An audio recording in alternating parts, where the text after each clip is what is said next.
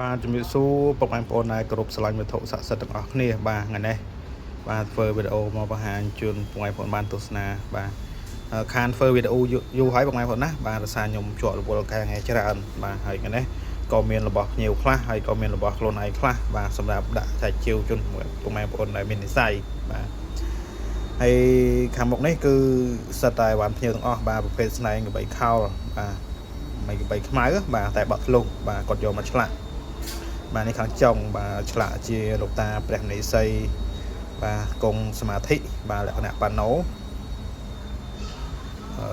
ចម្លាក់ដោយខ្ញុំបាទផ្ទាល់ចម្លាក់ដោយដៃ 100%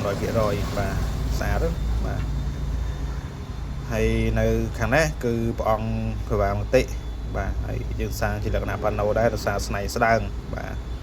បន្ទាប់ពីចុងណាបាទហើយជាព្រះអង្គព្រះបាទមន្តិបាទពហុ6បើយើងធ្វើដាច់គឺពហុ8បាទដល់ពេលប៉ាណូអញ្ចឹងយើងធ្វើបានតែ6ទេបាទ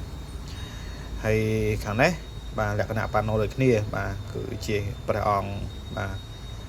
សេវលីបាទមហាលៀបបាទហើយយើងឆ្លាក់ប៉ាណូទាំងអស់បាទចម្លាក់គឺខ្ញុំបានឆ្លាក់ដៃ 100% បាទឆ្លាក់ផ្ទាល់បាទស្អាតបាទហើយសម្រាប់អង្គខាងនេះគឺព្រះបាទកច្ចាយណៈបាទស្អាតណាគឺគាត់រៀបមួយឈុតបាទ5អង្គហ្នឹងគឺគាត់រៀបមួយឈុតបាទហើយខាងចុងគឺគាត់ដាក់នៅធ្វើជាមេបតោងបាទហើយនេះគឺជាព្រះអង្គឧបគុតបាទពហុគាត់ខាងនេះគឺគាត់កាន់ចំណងបាទខាងនេះគឺគាត់កាន់បាតបាទស្អាតណាស់លក្ខណៈប៉ាណូបាទ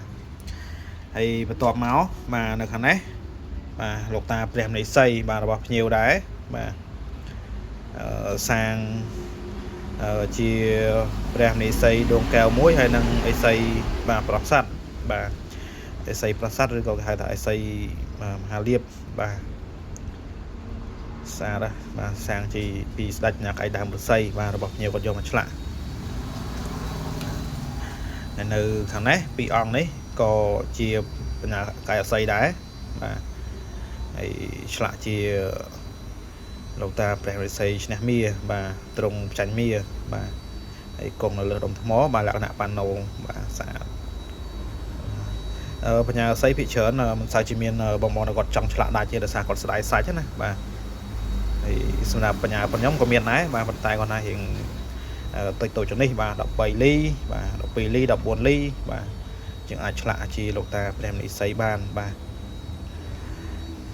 ស្អាតបាទហើយនៅខាងនេះបាទ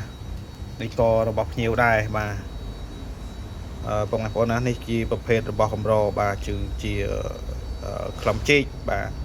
ហើយសាងជាលោកឪសក់ធំបាទឬក៏លោកឪសក់ធំនេះគឺគាត់គង់នៅលើភ្នំករីដុំបាទស្អាតណាសាងចេញពីក្លំចេកបាទហើយកន្លែងសនេះគឺនៅជាប់ស្រាយខ្លះបាទមកន័យថាមានជាប់សផេះបាទស្អាតបាទសាងជាលោកឪបាទលោកឪនៅគង់នៅលើភ្នំករីដុំបាទហើយនេះគឺជាក្លំចេកដូចគ្នាបាទប៉ុន្តែយើងសាងជាលោកតាព្រះមនីសីបាទប្រសាទបាទឬក៏សីមហាលៀបបាទនេះដោយសារនៅជាប់ស្រាយបាទប្រភេទក្លំចេកបងប្អូនណាគឺសបោចេកជ្វាបាទចេកជ្វាណាចេកទឹកបាទមានក្លំបាទចេកយើងធម្មតាវាមានប៉ុន្តែគាត់ថាវាជាកម្របាទយើងមិនដែលបានជួបបាទចេកជ្វានេះយើងអាសាបានឆ្លាក់ដែរបាទតែមិនសូវជាបានឆ្លាក់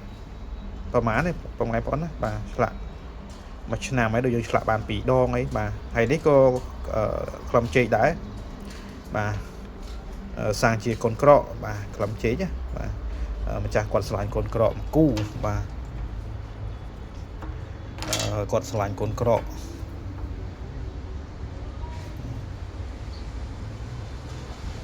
អញ្ចឹងគាត់ធ្វើមកគូ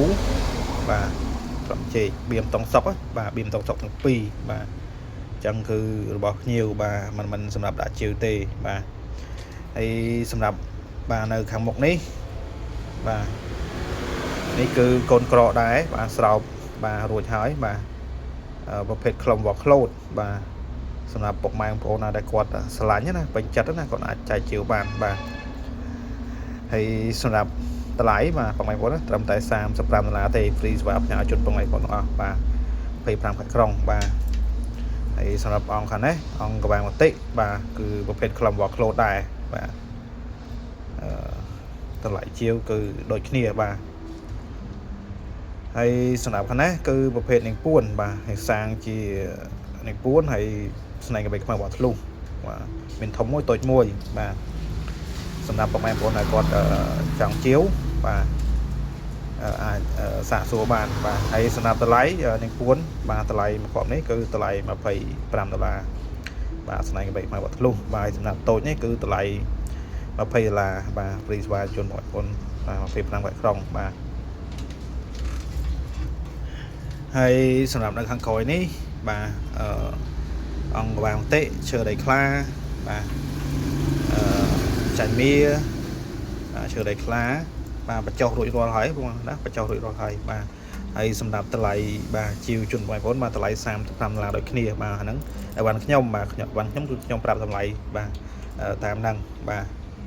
ហើយនេះគឺលោកតាប្រេមនិសេកាសបាទស្នែងកបិខ្មៅបាទយើង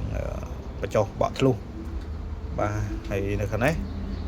អង្គក្បាលមតិនេះស្នែងកបិខ្មៅដែរបាទនេះគឺស្នែងកបិខ្មៅបកធ្លុះបាទតម្លៃជាវ$45បាទហើយសម្រាប់អង្គពួកនេះឈើដីខ្លាដែរបាទតម្លៃ$35ដូចគ្នាបាទអញ្ចឹងព្រីសេវាជនបងប្អូនមក25ក្រុងបាទហើយស្អាតបាទ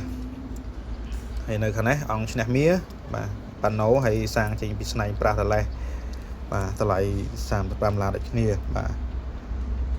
ហើយនៅខាងលើនេះបាទលោកតាផ្ទៃសីកដាលនោះគឺអត់ជាវទេបាទកញ្ញងតែទឹកបាទហើយសម្រាប់អង្គប្រម៉ែធរណីនិងអង្គសេវលីបាទស្នែងប្រាស់តលេសបាទគឺសម្រាប់ចែកជាវជនបងប្អូនណាសម្រាប់មាននិស័យបាទហើយអង្គកម្ចាយនៅប្រស័យនោះបាទក៏ជាវដែរបាទហើយសម្រាប់បងប្អូនបោនេះបាទបងប្អូនណាចង់ដាក់តាំងឲ្យកន្លែងលក់ដូរអីក៏អាចចែកជាវបានដែរបាទតម្លៃតាម Telegram បាទហ្នឹងហើយសម្រាប់បងប្អូនដែលចង់ឆ្លាក់បាទទីតាំងខ្ញុំបានគឺនៅខាងស្រុកអស្នូខេត្តកណ្ដាលបាទផ្លូវជាតិលេខ4បាទហើយបងប្អូនមកពីខាងភ្នំពេញបាទគីឡូលេខ24បាទផ្លូវជាតិលេខ4ចុះប្រហែលជា20ម៉ែត្រដល់កន្លែងទីតាំងខ្ញុំបាទហើយនៅខាងស្ដាំដៃបាទមកពីខាងពងស្ពឺខាងកើតស្រាបវាហឡម៉ានបាទនៅខាងឆ្វេងដៃបាទស្អាតចឹងវីដេអូនេះមានតែប៉ុណ្្នឹងទេបាទហើយសម្រាប់បងប្អូនដែលគាត់ចង់ចែកជាវអីឬក៏ចង់ឆ្លាក់ចង់អីអាចទៅតាមខ្ញុំតាមលេខ Telegram និងដាក់លេខទូរស័ព្ទនៅខាងក្រោមបាទអរគុណច្រើនបាទជំរាបលា